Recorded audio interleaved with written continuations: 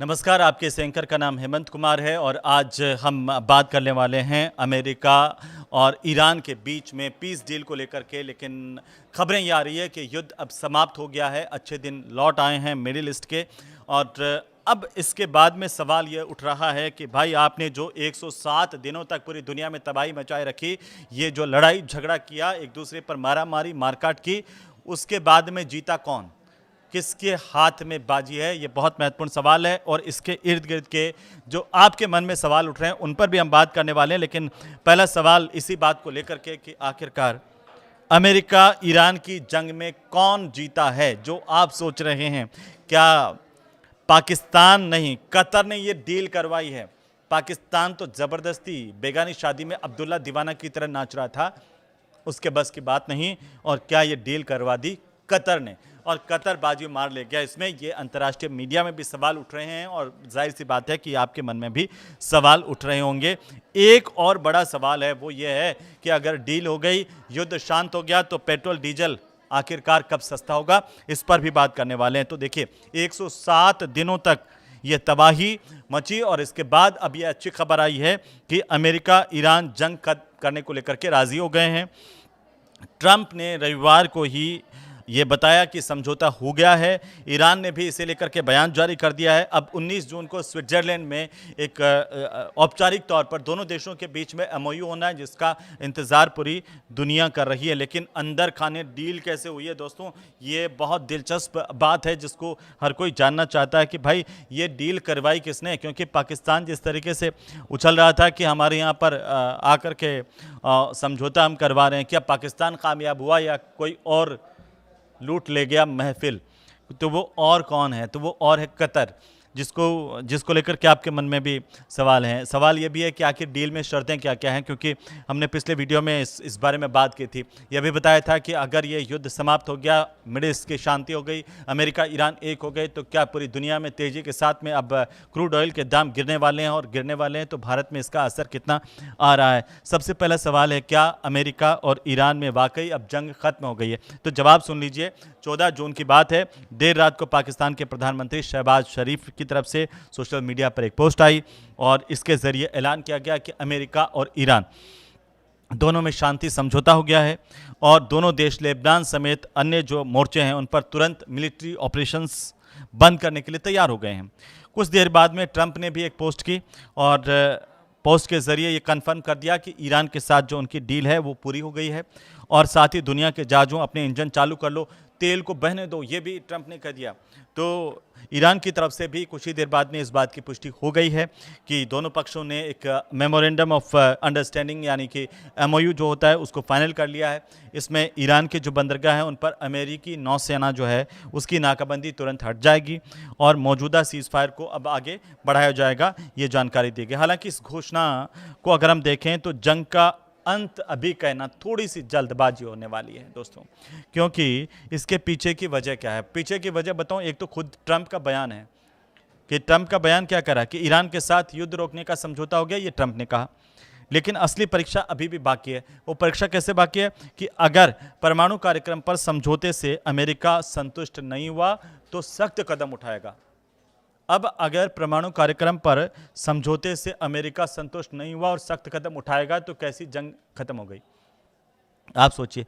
दूसरी बड़ी वजह मैं बता रहा हूं, इसलिए कह रहा हूं कि अभी जल्दबाजी हो जाएगी ये कहना कि पूरी तरह से युद्ध खत्म हो गया है। दूसरी है कि इजराइल का रवैया क्या आप देख रहे हैं कि किस तरीके से वहां पर इजराइल अब बागी हो गया अमेरिका से। वो जो दोस्ती चल रही थी याराना वाली, वो टूट गई है, क्योंकि समझौते की जैसे घोषणा हुई उससे पहले इजराइल ने लेबनान पर बाकायदा बमबारी की है और इजराइल ने दक्षिणी लेबनान से अपनी सेना नहीं हटाने के संकेत दिए हैं।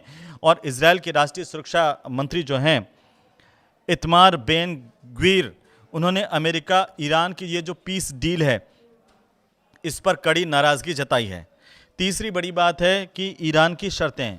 ईरान की शर्तें क्या है? ईरान के जो उप विदेश मंत्री हैं काजेम गरीबाबादी, उन्होंने ये कहा कि ये डील कायम रखने के लिए अमेरिका को 3 कदम उठाने पड़ेंगे। 3 कदम क्या है?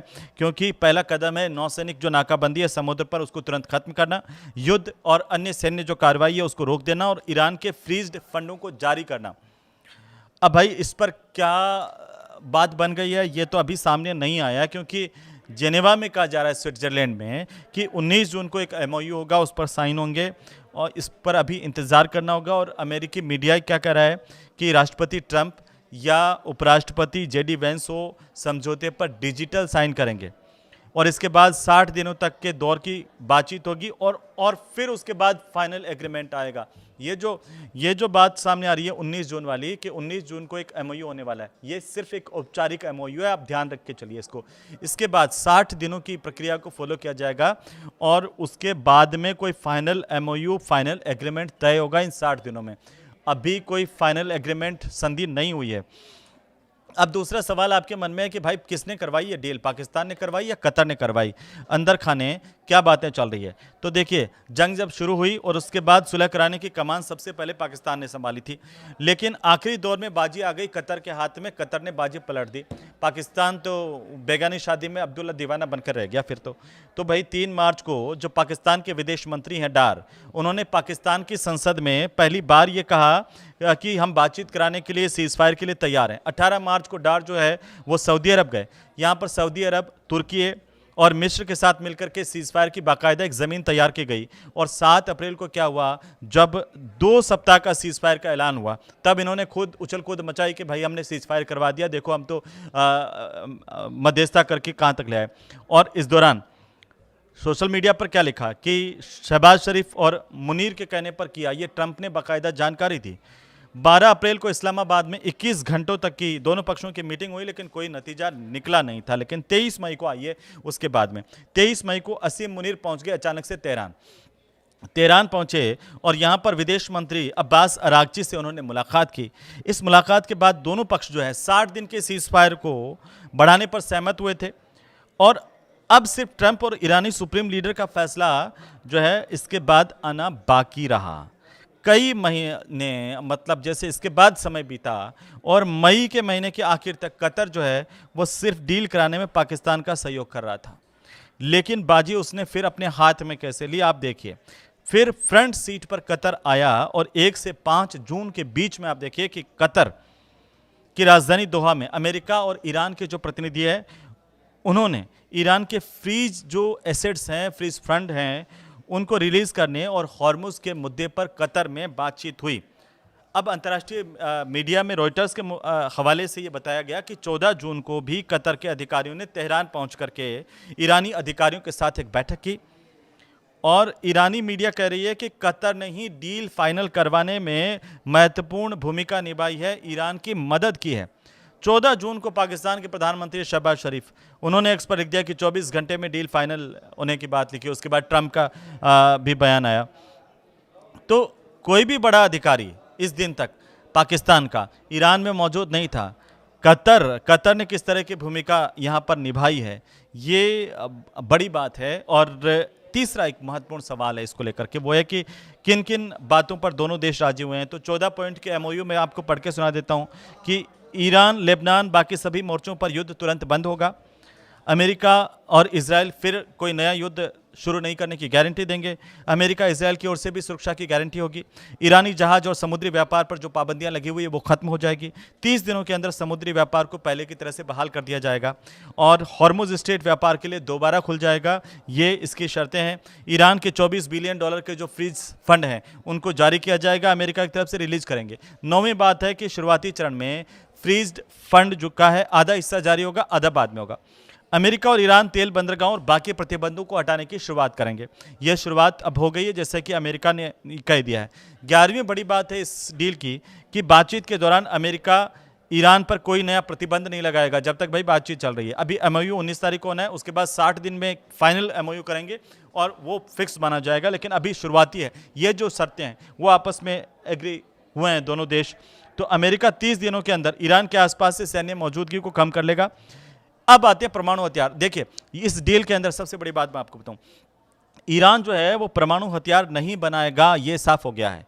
60% एनरिच्ड यूरेनियम के मुद्दे पर आगे बातचीत होगी। आगे वाले 60 दिन में 60 दिन तक आखिरी की बातचीत होगी और इसमें परमाणु कार्यक्रम, प्रतिबंधों में राहत, साथ साथ युद्ध के बाद पुनर्निर्माण जैसे मुद्दों को लेकर के भी समझौतों की कोशिश होगी। लेकिन अब बड़ा सवाल क्या है? बड़ा सवाल यह है कि आखिर में ये जंग जीता कौन है? तो इसमें अलग अलग बातें हो सकती है कि कौन जीता। अमेरिका दावा कर सकता है कि अमेरिका ने जीती है, ईरान दावा कर सकता है ईरान ने जीता, लेकिन दुनिया का नुकसान हुआ।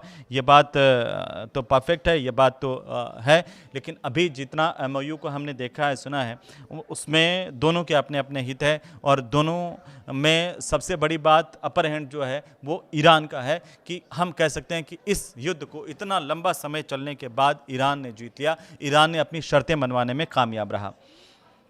इजराइल जाहिर सी बात है कि इजराइल इस डील से खुश नहीं है, लेकिन क्या अमेरिका ये प्रेशर बना पाएगा इजराइल पर और आगे इजराइल का क्या रुख होगा वो देखने वाली बात होगी। लेकिन इस डील से भारत समेत दुनिया पर क्या असर पड़ने वाला है, ये सबसे बड़ा सवाल है। और इस सवाल का जवाब यही है कि हॉर्मुज़ स्ट्रेट जब खुल जाएगा तो दुनिया भर में पेट्रोल डीजल के दाम कम होने जो है वो शुरू हो जाएंगे। और भारत में चूँकि ऊर्जा संकट एक छाया हुआ है लगातार, तो भारत समेत बाकी जो देश हैं उनको भी इससे रिलीफ मिलने वाली है। ये अच्छी बात है, अच्छी खबर है। बाकी आगे आने वाला 1 महीना है, सब कुछ सामान्य करता हुआ नजर आ रहा है अगर सब कुछ ठीक रहा तो। आप इसे देखकर क्या सोचते हैं वो हमें कमेंट करके ज़रूर बताएं। नमस्कार।